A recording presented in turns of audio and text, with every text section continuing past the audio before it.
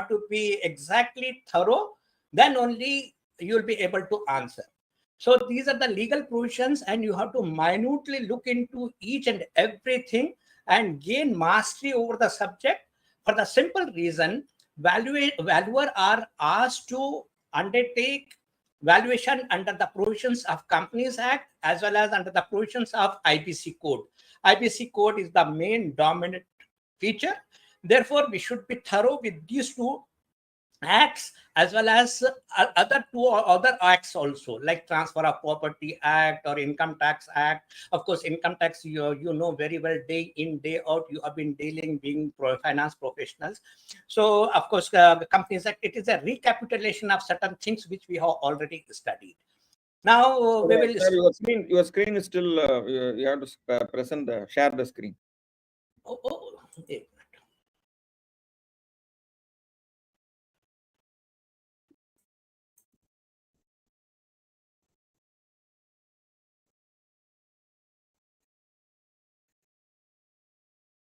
Picture in picture launch.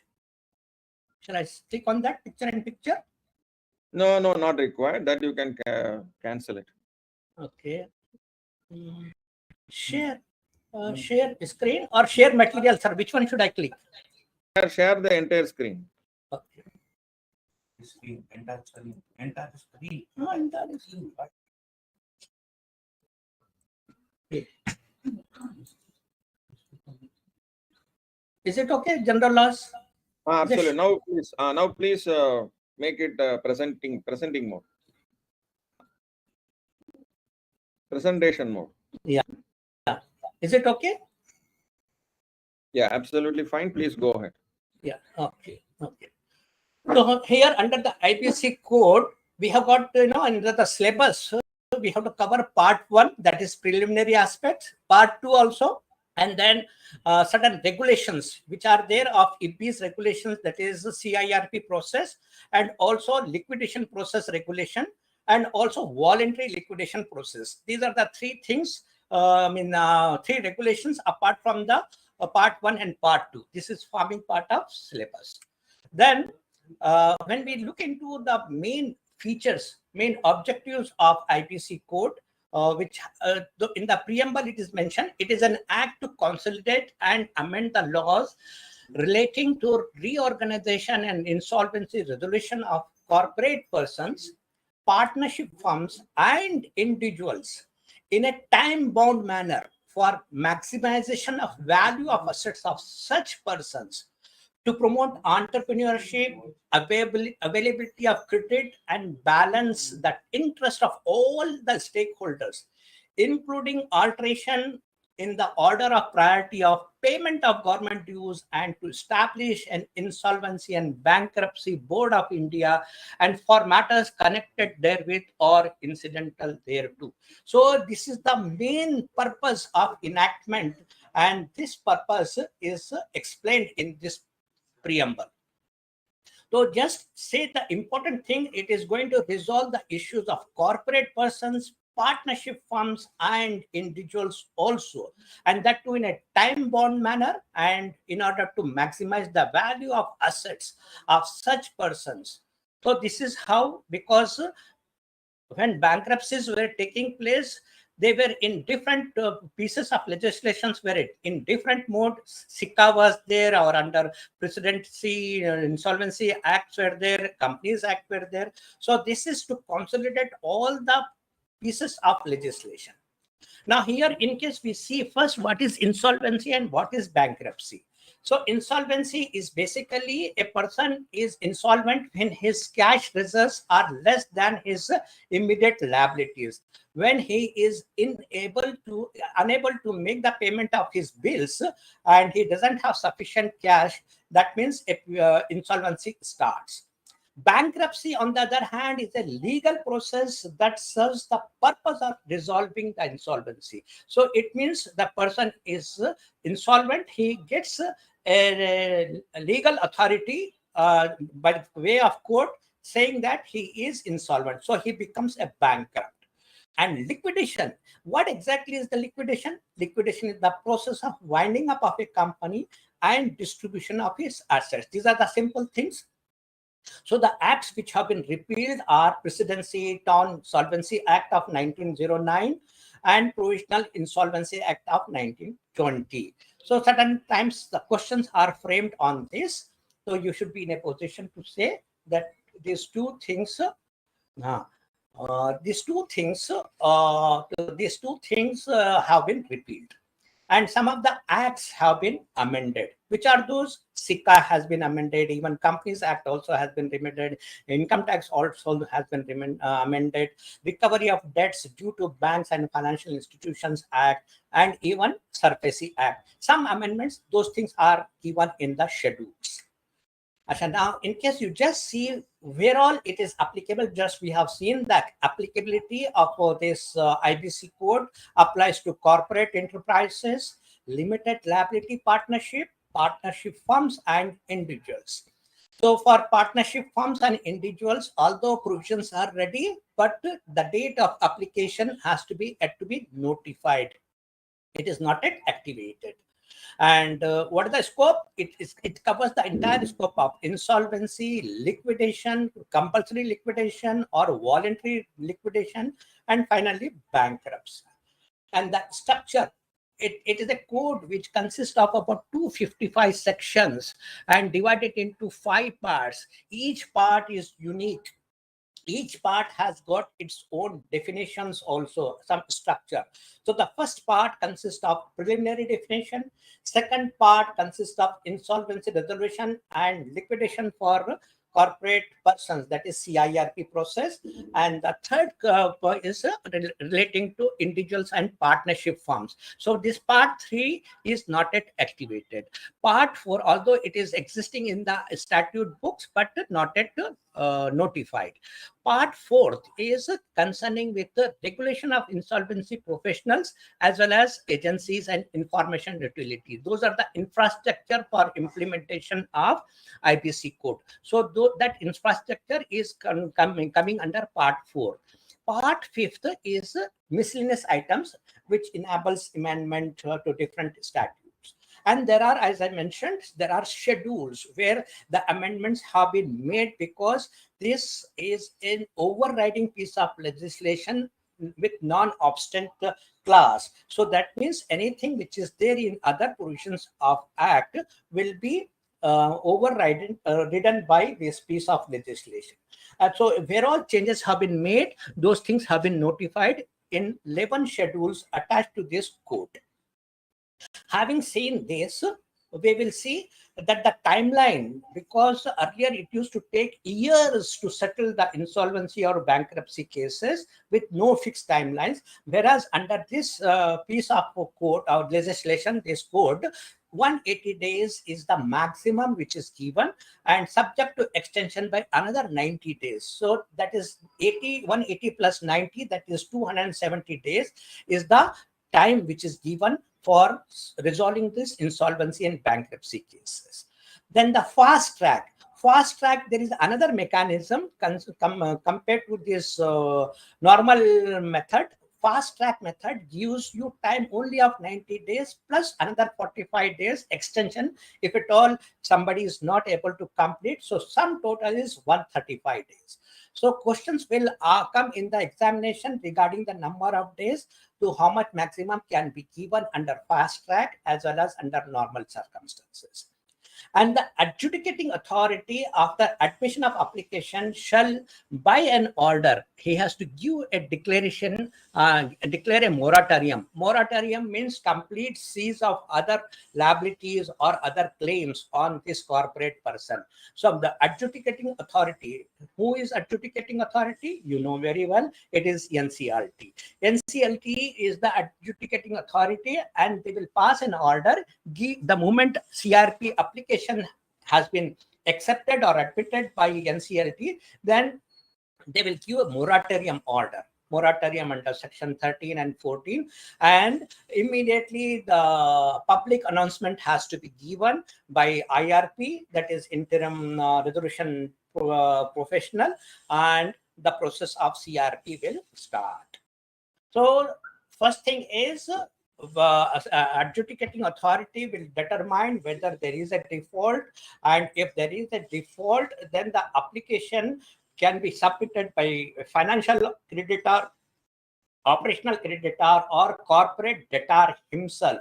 For example, a company itself wants to wind up for some reason, like our Fly Go First, this airline which has admitted or which has applied for CRP process. It is on its own, that is as a corporate debtor, it has made an application. So it is I think admitted now, and the process, a CIRP process has started. So generally it will be initiated by financial creditor, because they are the most the people who are affected most, and also operational creditors. Who are these financial creditors? That we have to see the definition. Who are the operational creditor? That also we have to see the definition. And corporate debtor is the company which is going under liquidation or applying for bankruptcy. So we have to. So financial creditor is the person who has given a debt or a loan, a time-bound loan, payment with interest value, time value of money, wherever that person. So that person who has given a money or advancement or some deposit which has got time value, that person is financial creditor. Operational creditor is the supplier of the services or the products to this corporate debtor, and he has not received the payment, or it also includes the employees or the workmen of the company who have not been paid. Then if default has taken place, if adjudicating authority is satisfied that the default has taken place, application within 14 days of submission, receiving the application, the adjudicating authority has to either accept or reject. And in case they find some defects in the application, they will give 7 days time to rectify it. And adjudicating appointment of interim resolution professional. So the people who are making an application, whether under section 7 or section 9 or section 10, under section 7 financial creditor, under section 9 operational creditor, and under section 10 corporate debtor. Am I okay? Is it okay, sir? Anybody can confirm? I hope this was okay. Your screen is not moving. You have to open the screen properly. Is it okay now? Is it persons who may initiate CRP? Is it visible, sir? Can you see? I'll just check.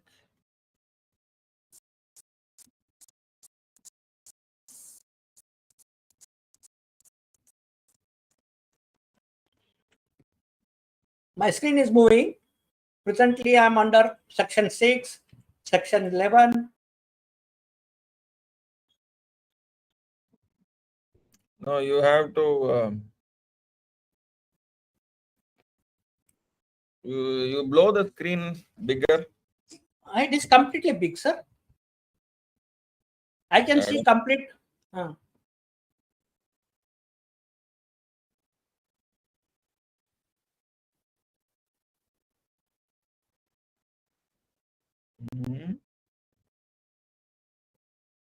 No, it's not. You have to. Slide presenter. Please make it presenter. 8 minutes. It is in presentation mode.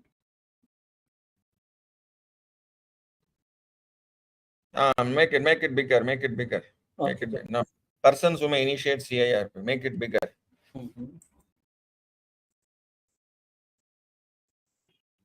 Is it okay?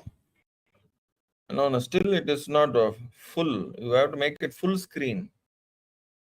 Can you just just hold on? Press and F5, make it full screen.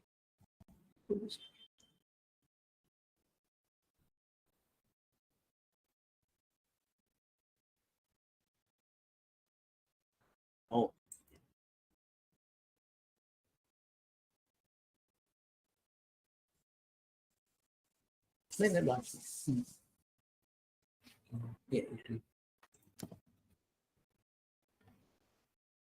Yeah, now make it bigger. Yeah. Is it okay, sir? Now fine, now fine. Now, Is it okay? Sorry. Is it okay? Okay, go ahead, go ahead, go ahead. Okay, so nice. Thank you. Thanks a lot.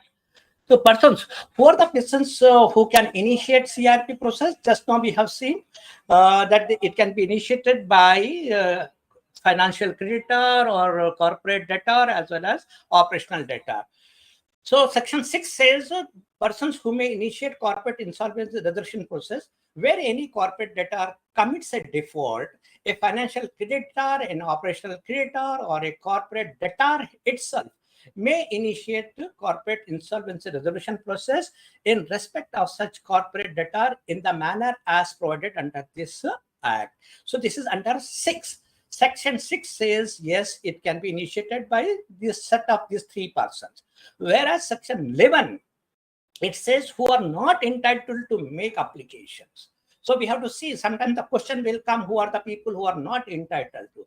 The following person shall not be entitled to make an application to initiate CRP process. First, a corporate debtor undergoing a corporate insolvency process or pre-packaged insolvency. That means already the corporate debtor is already undergoing a CRP process. Second one is a financial creditor or an operational creditor of a corporate debtor undergoing a pre-packaged insolvency resolution process. That is, so it goes without saying that even the financial creditor also or the operational creditor cannot. A corporate debtor having completed corporate CRP process 12 months preceding the date of making the application, he also already the CRP process was done 12 months back. Again, you are going, no, you cannot make it.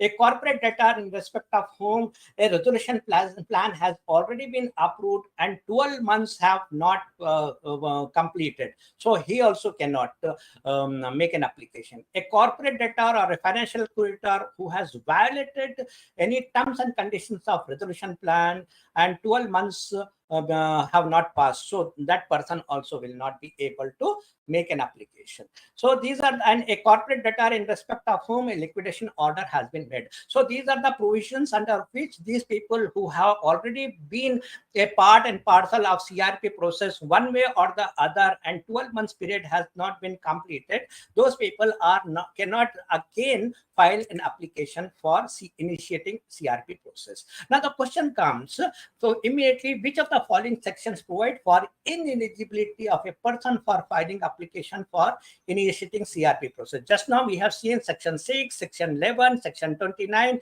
section 12A. So the right answer is section 11, that is B.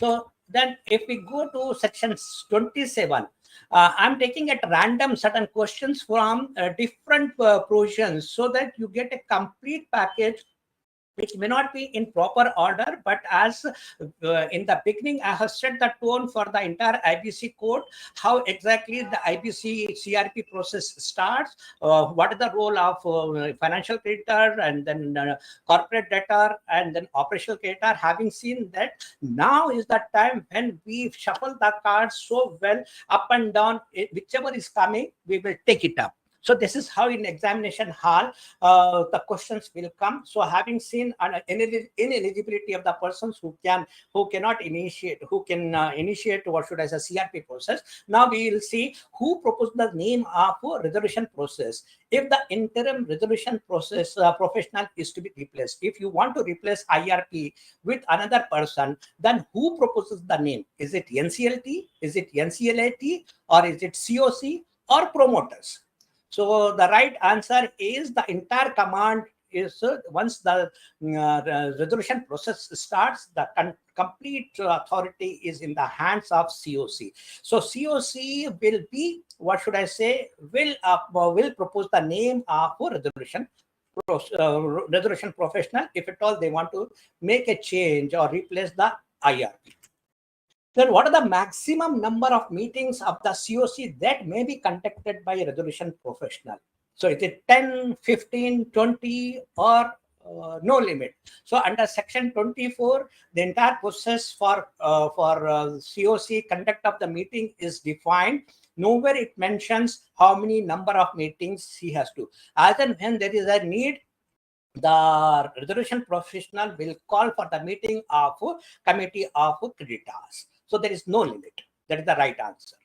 And that section 17, if the books of account available to IRP are not enough to verify the claim, then under section 17, whether the IRP can approach NCLT for direction or ask additional information or documents from the claimants, or approach IBBI for directions, that is Insolvency Bankruptcy Board for direction, or approach NCLT. So just go for this elimination round. Directly, the IRP cannot have interaction with the IBBI. It cannot have interaction with NCLT. So unless there is some order which has been passed by NCLT. So those two options, eliminations have gone. So the first one is approach to NCLT for direction. That also is wrong. The right answer is the IRP on his own can ask for additional information, documents, because he wants to verify certain things are not clear. He should seek some more information, some more documents during the process of verification of the claims. Then under section 18, which of the following is not the duty of IRP? Section 18 of the IBC code mentions what are the duties of IRP. So what are the duties? And which one is not here is the negative answer. So he can conduct the roll call of the COC meeting, or vote in the COC meeting, or circulate minutes of the COC meeting, or conduct voting in COC meeting. And now IRP person who is taking control of, and he is sort of chairman of this committee of this meeting. He is the convener of this meeting. Naturally, he can conduct as well as he can take the roll call of all the COC members who are attending the meeting, and he can circulate minutes of the meeting whenever he has completed these meetings, and then he can conduct the voting. But he cannot vote in the COC meeting. So the right answer for this question is that he cannot vote in the COC meeting. That is answer B is the right answer.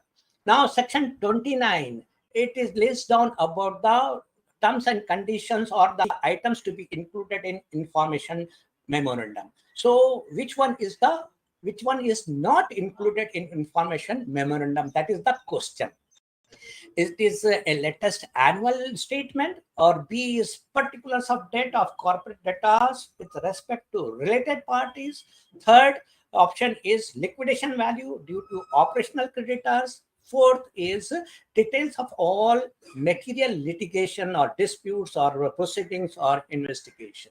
So information memorandum, when the insolvency professional prepares, he has to necessarily incorporate, as per section 29, all the details of material disputes or litigation proceedings. He has to check up what all debts are there of the corporate debtor with respect to related parties, or whatever debts are there even with unrelated parties. All those things he has to check up, and also he has to make a mention of annual latest annual financial statement. So out of all these things, liquidation value due to operational creditor cannot be mentioned. He doesn't have information at that time. Liquidation value comes only after completion of CRP process, and only when resolution plan has been rejected or not approved, then only the company will go in liquidation. And what is the value, liquidation value of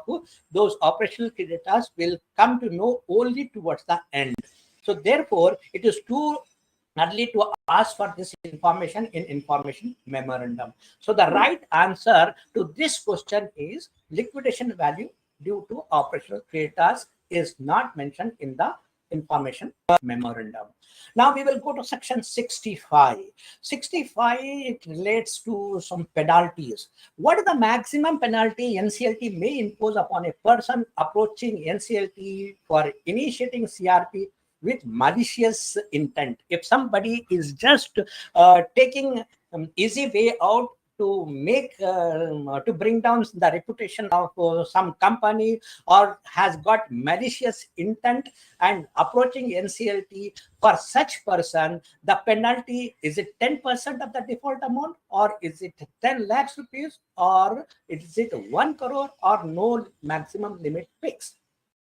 See, the answer is C, up to 1 crore maximum. I think from rupees 1 lakh to up to 1 crore, the NCLT can impose penalty for any mischievous or some malicious person approaching NCLT, bringing CR, trying to initiate CRP process. See the importance given to this clause. So before anybody going just like that and trying to create CRP process, going to NCLT, creating nuisance for the sake of nuisance, so that type of persons have got huge penalty up to a maximum of 1 crore. This type of questions can be asked in the examination. That is the reason I have put it here.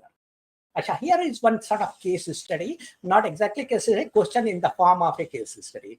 ABC company is a corporate debtor and PQR company is a financial creditor, and it has filed a claim of rupees 1 crore, and resolution professional found 80 lakhs claim. He verified, he admitted. After 20-30 days later, he found that another 20 lakhs of claim have come up, and he has verified whether what action he should take, whether he should knock at the door of NCLT, as NCLT has the power to revise the claim, or he on his own can revise the claim, or claim once admitted cannot be revised, or RP should take permission of AP. So naturally, the question is this C and D can be ruled out, elimination rule, for the simple reason, as I earlier mentioned, our friend resolution professional cannot knock at the door of board AB. He cannot go directly. And secondly, claim once admitted cannot be revised. So it is not that something sacrosanct. Once claim is admitted, whether right or wrong, it cannot be revised. No, it can be revised. So now the question is whether he should go to NCLT. There is no need for him to go to NCLT. He on his own can revise the claim in case there is a need, justification, and proper documents have come up, or supporting documents have come a bit late, but all those documents, on getting complete verification, he can revise the claim. Achha. Apart from IBC code, there are supporting regulations. CRP regulations are there, liquidation regulations are there, and then insolvency professionals and what should I say, utilities, some regulations are there. So now here under CRP regulations, we have to go through, apart from IBC code, we should go through those regulations also. Now the resolution plan is examined by COC.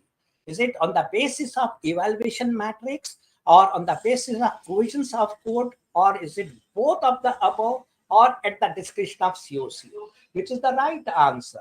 Now, when you go through CRP regulations, there is a definition given for evaluation matrix, and also so they have to be conforming to the evaluation matrix. Whatever resolution plan is given, of course, it has to conform to complete all those basic provisions of code.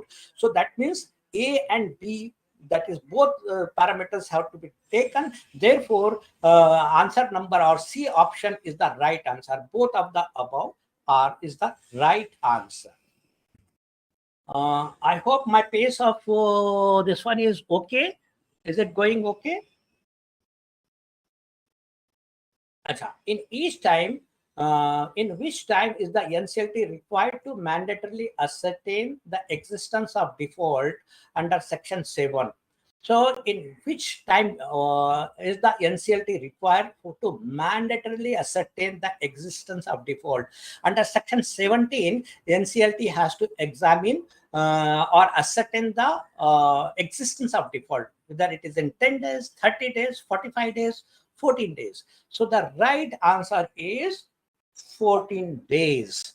So then apart from this, we will also go to CRP regulation rule number 2H, in which certain definitions are under rule 2, certain definitions are given. So definitions are there. One should go through those definitions. This is the exam question which has appeared earlier. What exactly is the definition of electronic form? Why this is given under CRP? Electronic form has been mentioned in IPC code n number of times, wherein it will be subject to be notified. So here in the CRP regulation, this has been notified. What is it is notified? Whether it will mean what is the meaning assigned to Companies Act, under the Companies Act, or under Insolvency and Bankruptcy Code, or under Information Technology Act 2000, or India Wireless Act. So the right answer, for the simple reason, it cannot be under Companies Act and also insolvency, because in the Insolvency and Bankruptcy Code itself, it makes a mention of electronic means, and it has mentioned that please refer to separate notification. So that notification has come under regulations, and under the regulation, electronic form, which means it is the one which is having the same meaning under Information Technology Act of 2000. So C is the right answer.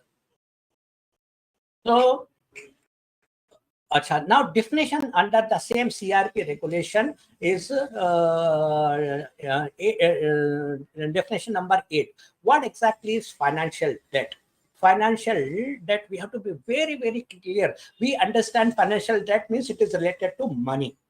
But here the definition is specific. It means money, it includes, it is the dispersed, the amount which has been dispersed, a debt along with interest, if any, which is dispersed against the consideration for the time value of money, and includes money borrowed against the payment of interest, any amount raised by acceptance or under acceptance credit facility, or its dematerialized equivalent, any amount raised pursuant to any note purchase facility, or the issue of bonds, notes, debentures, loan stock, or any similar instruments, the amount of any liability in respect of any lease or hire purchase contract which is deemed as finance or capital lease under the Indian accounting standards or such other accounting standards as may be described. See the broad definition of financial debt. It includes not only loans and bonds or debentures or other notes. It also includes whether it is in dematerialized form or in physical form, whether it is money borrowed against payment of interest, or whether it includes finance lease or capital lease. Now the question comes under section 3. Again, further question comes under section 3. What is creditor? Creditor, we understand that to whom we have to make the payment. But creditor under this definition of CIRP means any person to whom a debt is owed and includes a financial creditor, operational creditor, a secured creditor, an unsecured creditor, and a decree holder. Matlab, from through another, although he was a creditor at one time, but matter was under dispute, and then he went to the court, whether in arbitration proceedings or through a court decree holder. So that person also is forming part of definition of creditor. Debt. Now we'll see the definition of debt. Debt means a liability or obligation in respect of a claim which is due from any person and includes a financial debt and operational debt. So it includes both financial debt and operational debt. Achha, what exactly default means? Default means these are the definitions which you should note down. Of course, I have taken only a few definitions which are very important. But if you go through these CRP regulations as well as IBC code, you will find definition. Pay attention to each and every definition because each and everything carries mark. So default means non-payment of debt when whole or any part or installment of the amount of debt has become due and payable and is not paid by the debtor or the corporate debtor, as the case may be. So the amount has become due and that person has not paid. So that is the definition. Section 5 and subsection 8 of definition. Here the question: a person who leased out his property for monthly rent under a finance lease deed falls under which category? Just now we have seen the definition of financial creditor. So financial creditor, operational creditor, or both, or none of the above. So the right answer, should I say what exactly? We have seen just now. We have seen, here is the answer: financial debt. So it is capital lease or finance lease. So that is the reason why financial creditor is the right answer for this question. The person, he leased out his property for monthly rent and he has not received. And that arrangement was under finance lease deed. So he falls under the definition of financial creditor. Achha, debt includes, we have seen just now, financial debts, operational debts, all financial, operational and personal debts, or financial and operational debts, both. So right answer is, yeah, so can you hear? So, both. So the right answer is D. That is, debt includes both financial and operational debts. Achha, having seen this, there is additional regulation. That is the regulation relating to application to adjudicating authorities. In what form, how, what is the period, what are the rules for admission. Those things have been mentioned in this IBBI application to adjudicating authority rules of 2016. So here, just carefully go through Form 1, Form 2, Form 5. These are the important forms. Form 1, it is related to application by financial creditors to initiate the CIRP process. So that is the form number 1. And form number 2 is the written communication by interim resolution professional, by the proposed, whoever his name is proposed, that person has to fill his written communication. He has to give written communication to the persons who are initiating the CRP process. And then Form 5, application by operational creditor to initiate CRP. So, and then application number, form number 6 is application by corporate applicant to initiate CRP. So corporate applicant also means corporate debtor. So what is the definition of corporate applicant also you should see.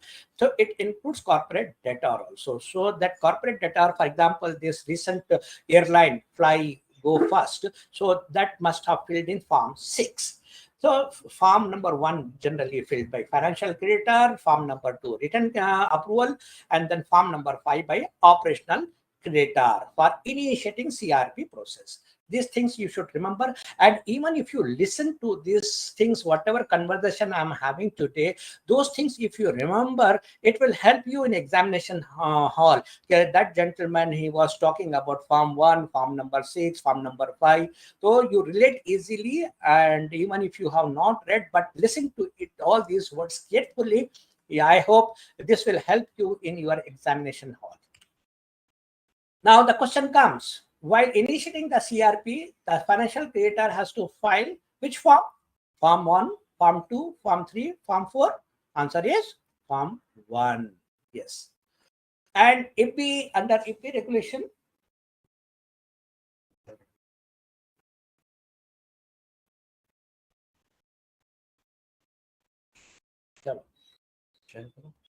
नहीं होगा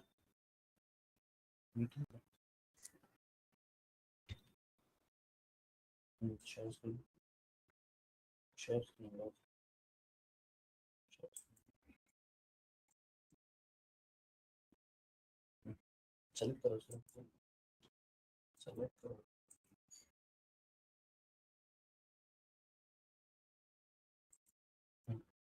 hello PPT आ रहा है?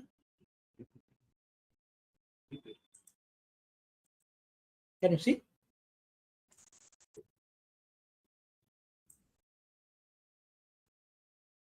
Is it okay? Huh? Be around somewhere. Can you hear? You can hear? Am I audible? Okay, thank you. So we have seen this. Sorry for the interruption. Sometimes the link gets broken. Now we will see.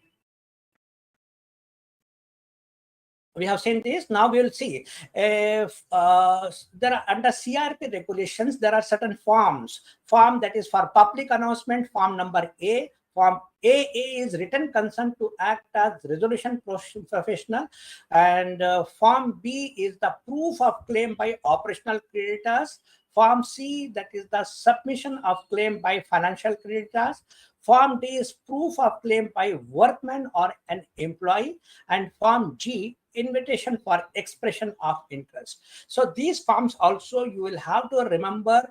Form number one, form number A, it relates to public announcement, which IRP or what should I say, resolution professional has to give.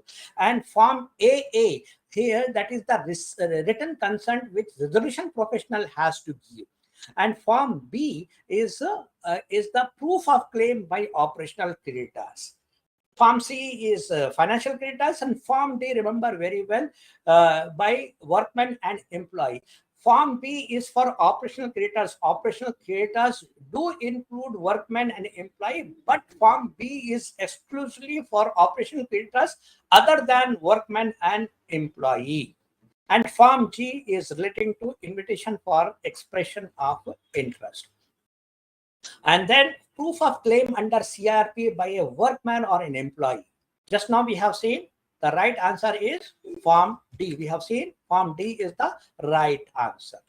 And a liquidator shall make public announcement in Form B of Schedule 2 within how many days? It is 5 days. 5 days from the date of his appointment, or 5 days from the date of his consent, or immediately, or 3 days from the date of his appointment. So this type of questions will come. So here you just see the answer. The liquidator shall make a public announcement in Form B. Liquidator is different from resolution professional. Just see these things. Liquidator shall make a public announcement in Form B of Schedule 2 within 5 days from the date of his appointment. This is under Chapter 4. So this is the right answer is to this question. A liquidator shall make public announcement in Form B of Schedule 2 within 5 days from the date of his appointment. And then there are periodical payments. So this is, we have come into liquidation mode. So in the case of rent, interest, or such other payments of periodical nature, a person may claim only for any amount due and unpaid to the voluntary liquidation commencement date. He can whatever amount is unpaid till the date of voluntary liquidation commencement date, whatever is that person can claim it. So that is the, so now here is the question under this examination question. Regulation 26 of voluntary liquidation process regulation stipulate that a person can claim periodical payments due up to the date of initiation of corporate CRP process, or is it date of liquidation commencement date, or date of appointment of liquidator, or date of appointment of resolution professional. Now you can easily eliminate resolution professional because now is the liquidation. We are talking about liquidation. So and so whatever periodical payments like interest, dues, or rent, whatever, so that we have seen that can be claimed till the date of commencement of liquidation. And dissolution of corporate debtor. Liquidation of corporate debtor, where the assets of the corporate debtor have been completely liquidated, the liquidator shall make an application to the adjudicating authority for the dissolution of such corporate debtor. So once the assets of corporate question is, once the assets of corporate debtor are completely liquidated, an application for dissolution is made to adjudicating authority by, is it by board of directors or resolution professional or committee of creditors or liquidator? The answer is liquidator, because that is finally submission of the complete process. Management of operations of corporate debtor as going concern. Again, we have come back to interim because that is the random way of examination question papers. Sorry for this. So we are once again going for that. So just see. So if the interim professional, interim resolution professional, he shall make every endeavor to protect and preserve the value of property of the corporate debtor and manage the operations of corporate debtor as a going concern. He cannot take it for granted that it is a liquidation mode. No, he has to assume that it is going to be a going concern. Accordingly, he has to manage all the operations and he should protect and preserve the value of the property. So this is the duty of the resolution professional or IRP. So here is the question. Question has come based on this para. Interim resolution professional shall endeavor to preserve the value of property and manage the affairs or business or safety and security of corporate debtor as going concern. So the right answer is operations of corporate debtor, and that too as a going concern. So for small things, the questions will come and those things will appear so, close to each other, you will tend to click something wrong. So be clear, be specific that the interim resolution is bound to preserve the value of property and manage the operations of corporate debtor as going concern. Another thing, again, we are going back to the same where we started. IBC is a comprehensive law that envisages insolvency and bankruptcy of corporate partnership, and we have seen in the beginning, is it cooperative societies, individuals, trust, non-profit organization? It is the right answer is individuals. So IBC code, it is a comprehensive law for resolution of CRP of corporates, partnership firms as well as individuals. Although these individuals and partnership not yet notified. Section 237 of Companies Act, interest powers in the hands of whom? NCLT, state government or registrar or central government, to provide for amalgamation in the public interest. So we have come to Companies Act. It is the entire powers are with the central government for making provisions for amalgamation of companies in public interest. It is not NCLT, neither state government, registrar cannot do it. Central government is the right answer under section 237. See, this is the big provisions of rules of powers of central government to provide for amalgamation is a big thing.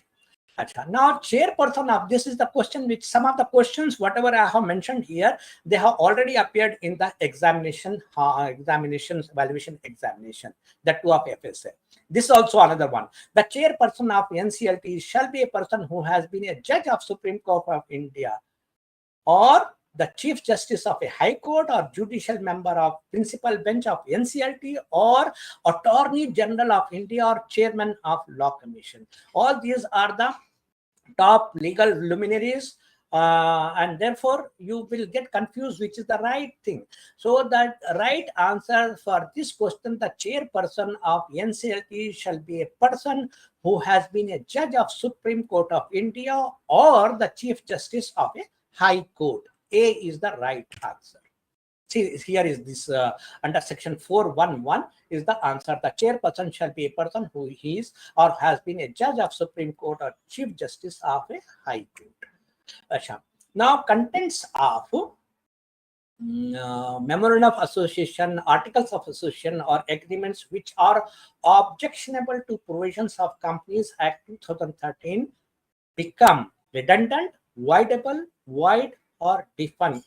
So if anything is under these MOA, although these MOA are articles of association, they are the key, what should I say, the constitution of that company. It is a constitutional law of that company. But if anything is against the provisions of Companies Act, to that extent, it becomes void. It becomes void. Void is the right answer. It cannot be redundant. It cannot be voidable. It is completely void. Credit rating agencies in India have been regulated. This is also examination question. Have been regulated or are regulated by whom? RBI, SEBI, central government, or PFRDA? The right answer is complete SEBI has got control over credit rating agencies. Shall we, is it okay? We are going to SURFACE Act. SURFACE Act, it stands for Securitization and Reconstruction of Financial Assets and Enforcement of Security Interest Act of 2002. I repeat, SURFACE Act, it means, it stands for Securitization and Reconstruction of Financial Assets and Enforcement of Security Interest Act 2002. We get sometimes abbreviations in the examination. In valuation examination, you get examination. I'm giving you whatever I have faced it. OECD, what exactly? You know very well, OECD is applicable for especially in double taxation agreement or transfer pricing under income tax rules. Whenever you go through OECD, what should I say, model is there.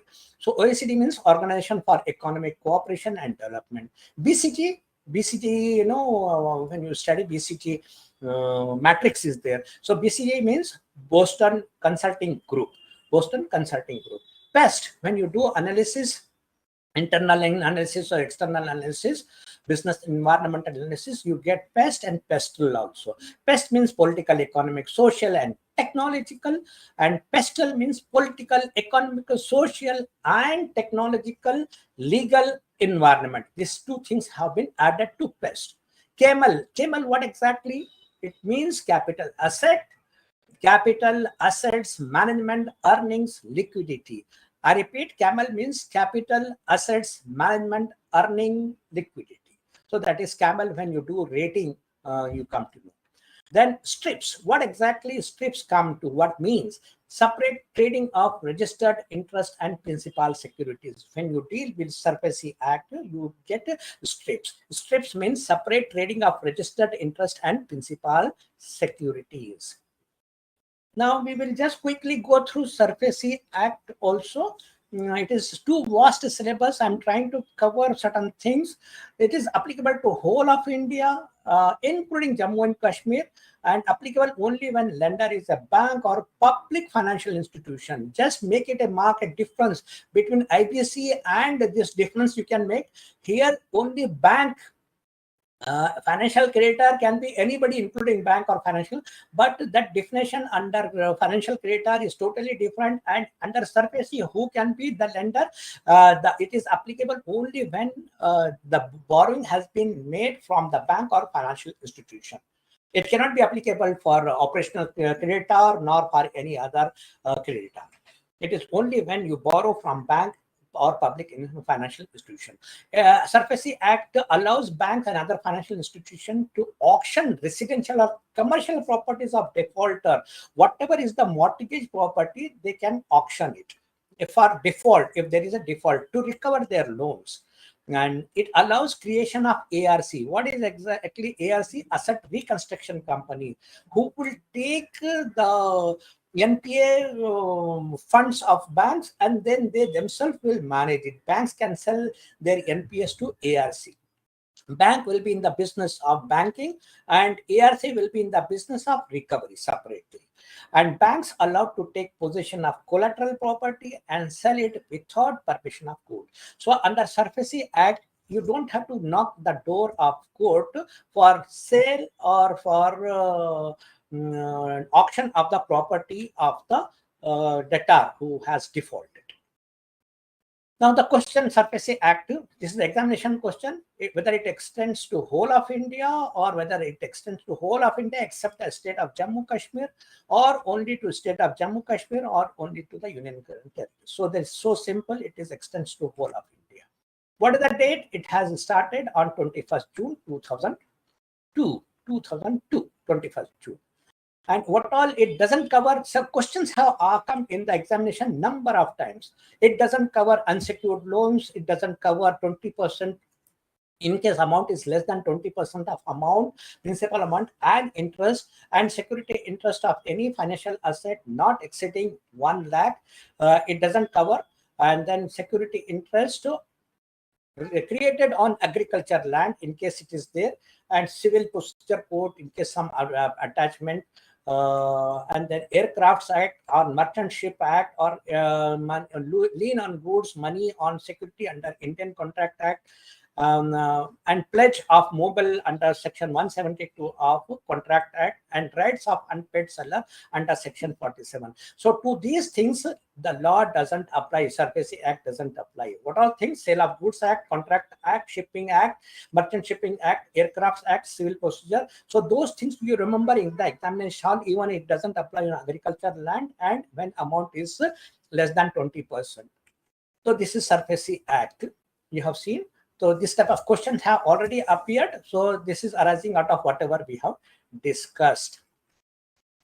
What exactly securitization means? Securitization means acquisition of financial assets by any asset reconstruction company and from any originator, whether by raising of funds by such asset reconstruction company from qualified buyers by issue of security receipts representing undivided interest in such financial assets or otherwise. What exactly it means? It means when you have got a loan or something, then against that you are issuing some security receipts for raising the funds in different ways from through the means of asset reconstruction company.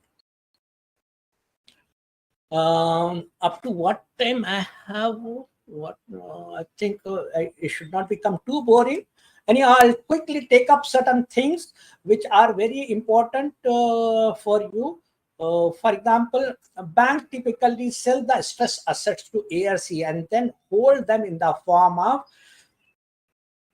the banks, they sell the stress assets to asset reconstruction and then hold them in the form of revenue receipt or share receipt or security receipt or capital receipt. The right answer is security receipt. And then these definitions you please go through. I don't have that much time. I'll just check up a few questions so that it becomes easy for you. Now here is the question. A Limited and B Limited are non-financial companies. A Limited has taken loan from B. A Limited is not a borrower under Companies Act, SEBI Act, SARFAESI Act, and some Bankruptcy Code. The answer we have seen that SARFAESI Act applies only to financial institutions and not to non-financial. Therefore, this question you can easily say right answer is the SARFAESI Act. It doesn't apply. Then I'll take up certain very small questions. As per the provisions of SARFAESI Act, disputes shall be settled through court of law or lok adalat or tribunal or arbitration. The right answer is arbitration. So under SARFAESI Act, the disputes have to be settled through Arbitration Act. And this Meridia Chemicals versus ICICI Bank is the question which comes in the examination hall. So just remember under SARFAESI Act, this Meridia Chemicals versus ICICI Bank, it has got importance. Who is authorized officer to issue notices under SARFAESI Act? This has the question which has already come. It can come again. So he should not be authorized officer, not below the rank of chief manager. That is the right answer. So whether it is senior manager or deputy general manager or manager. Manager is wrong, certainly. Senior manager is also wrong. So the person should not be below the rank of chief manager. He should be at least chief manager. That is the right answer. DCM is higher grade. Asset reconstruction company shall have a minimum net own fund of not less than 2 crores is the right answer. 2 crores of rupees. Then enforcement of security without the intervention of court is envisaged for recovery of NPA under which act? We have seen under SARFAESI Act. One question which has come, which institution is known as bad bank? Bad bank is name given to Yes Bank or National Asset Reconstruction Company Private Limited or Punjab National Bank or ILFS. Apparently, you will find that Yes Bank is also defaulted. Punjab Bank also has been defaulted. ILFS also have been defaulted. But the right answer for this question is the bad bank means National Asset Reconstruction Company Private Limited. So please, this one, note down this one. The regulatory powers are vested with whom? On the working of ARCs, the regulator is RBI, not Central Government, State Bank of India, or Debt Recovery Tribunal. Under SARFAESI, all the regulations will be done by RBI for ARCs. Achha, an asset reconstruction company aggrieved may prefer an appeal within a period of how many days from the date on which order of cancellation is communicated. You take it for granted wherever appeal word appears, whether under this act or that day, so appeal can be made within 30 days. So the question is omnibus everywhere. Whenever this question comes, blindly you say 30 days is the period for which making an appeal is given. 30 days is the time given. That is the right answer. So then, and this question is also, what should I say, exam question. As per the provisions of SARFAESI Act, rate of stamp duty on agreement of acquiring financial asset will be nil. So it is for acquiring financial asset, it is nil. We have got so many things to cover, but time is short. Someday, otherwise, we will take it up. Some more important questions, I will take it up. Here under this one, Stamps Act also I will take. This question has appeared. Government can, under Stamps Act, Stamps Duty Act, a government can also dash, whether compound, consolidate, compound or consolidate, compound and consolidated duties in excess in case of issue of shares or debentures by company. So this is one para which is there in the Stamps Duty Act. Right answer is government can also compound or consolidate duties in case of issue of shares or debentures by companies. This is the exam question, therefore I have taken it up. And then this question also has come up. As A sells a property to B for ₹500, which is subject to a mortgage of ₹1,000 and unpaid interest 200. The stamp duty is payable on whether 500, 1,000, 1,500, or some total of this. 1,700 is the right answer. Who has the adjudicating power with respect to proper stamping? The right answer is collector of stamps. Okay, so I'm trying to take it a bit fast because we don't have much of time. All instruments chargeable with duty and executed by any person in India shall be stamped before or at the time of execution. That is the right answer. It should be stamped before or at the time of execution. And current rate of another question which comes, as per Indian Stamps Act 1899, stamp duties on documents specified in which entry number belongs to union government or union list, and it is levied by union government. So entry number 91 is the right answer because that pertains to union list. Okay. Lifetime annuity that is not terminable imply a period of maximum 12 years. Sum total of the payments in 12 years, that is the value for which stamp duty has to be paid if lifetime annuity is purchased, which is not terminable. Okay. We have another few questions. We will take it up under Companies Act. Within another 5 minutes, we will try to fold up so that it becomes too strenuous for you. Section 51 of the Companies Act, pay dividend in proportion to the amount paid. So here is the, it can be on the question comes, if a company, if authorized by articles, pay dividend on the basis of amount paid up on each share. That is the right answer, not on the face value, not on the capital or called up capital, or not on the market value. Achha. Here is the, you have to go through all this chapter 1, chapter 3, chapter, this is part of syllabus, chapter 20th and chapter 15th amalgamation. By itself, it is a separate, what should I say, time consuming effort. So you remember these things. Forms also come. Form number SH1, it is share certificate. Form number SH2, register of renewed and duplicate issue of share certificate. Form 3 means register of sweat equity shares. Sweat equity, what exactly? It is given to the employees. And then share Form SH8, that is buyback of shares. And Form SH9, declaration of solvency of the company. Please try to remember these forms. Questions have come in the past. What exactly is SH3 or what is SH1? And Companies Act, for us, you are going to be valuers, registered valuer. For that, the important section is section 247. Section 247 of Companies Act is notified with effect from 18th October 2017. Please note down, this is very important date, 18th October 2017. And what is the minimum subscription to be received in an issue? You know very well, it is 90%. ASBA, what exactly? ASBA means application supported by blocked amount. ASBA shares, ASBA when you apply for IPO. So we will, with this, we wind up. We have come to the last seat. So this is my name. I'm Khazi Riazuddin. I'm practicing cost accountant, Mumbai, and also I'm a registered valuer and arbitrator. This is my contact number, 98921 55585. You can contact me anytime. Thank you very much. I enjoyed the session. I hope you too. And I stop sharing this. And then in case anybody wishes to speak, I think you can speak. Shall I allow? Audio. Stop audio. Any questions or so far?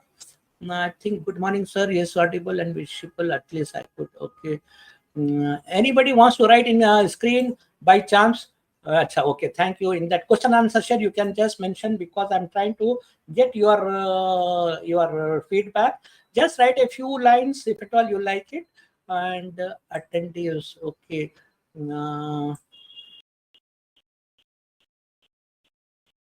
I want to enable to see.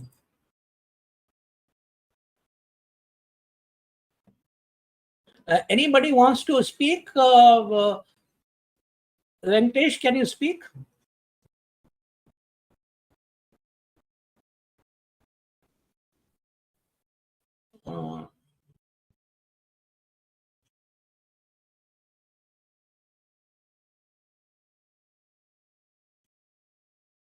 Just we will try to.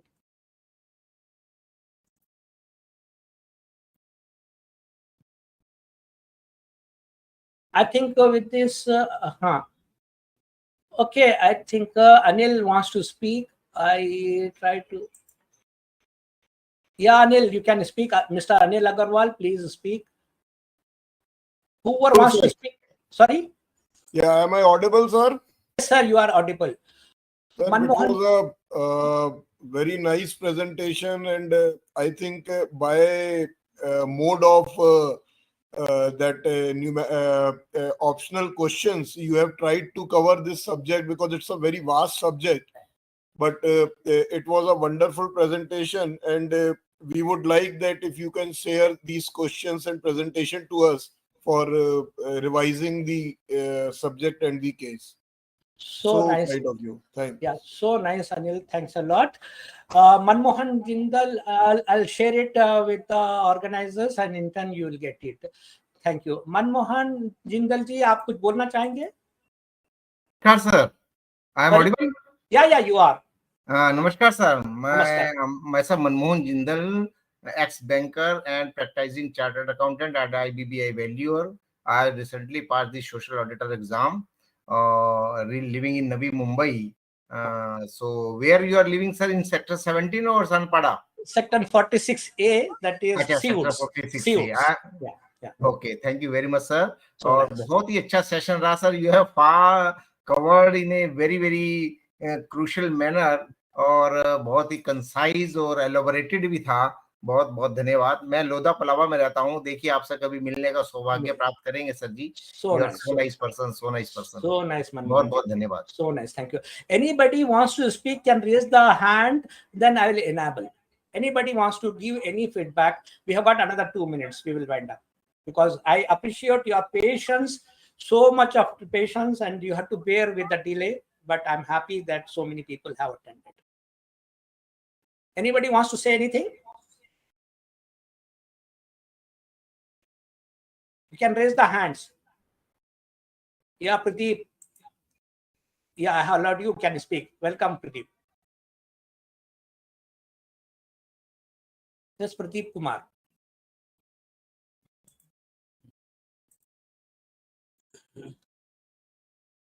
Any more persons who wants to speak? Yeah, please, Pradeep Kumar, you please speak. Am I audible, sir? Yes, sir. Yes, sir. Thank you so much, Kaji sir. It's Yeah. a wonderful session. You elaborated lots of things in a concise way. Thank you so much. Thank you, sir. So nice, so nice. Thanks a lot. So with this, I think we fold up, and it was a great treat to me to speak, although I have not organized properly, but nevertheless, at a short notice, whatever thoughts came to me, I have collected together certain questions which are very important from examination point of view. I have put it into this capsule, and then give you, of course, general laws is a very, very vast subject, right from Transfer of Properties Act to the income, even SEBI regulations are there, and then Income Tax Act. All those things is not possible to cover within a matter of one hour. But nevertheless, to the extent possible, I hope whatever, if you have listened carefully, these questions in your mind will remain, and in the examination hall, even if you have not read these subjects, the moment you remember this, then you will remember, yeah, SH form number 1 is this, SH form number 3 means A, form number A means this, form number D means employees, workmen. So all these things will be helping you to answer this. Wish you all the very best to each one of you. Wish you success in valuation exam. Thank you very much. It is a great delight to speak to you. Hope to remain connected with you, and especially Manmohan Jindal ji, you are most welcome being in Mumbai, Navi Mumbai. Thank you very much. Have a nice day. I fold up, I close that this one session. Thank you.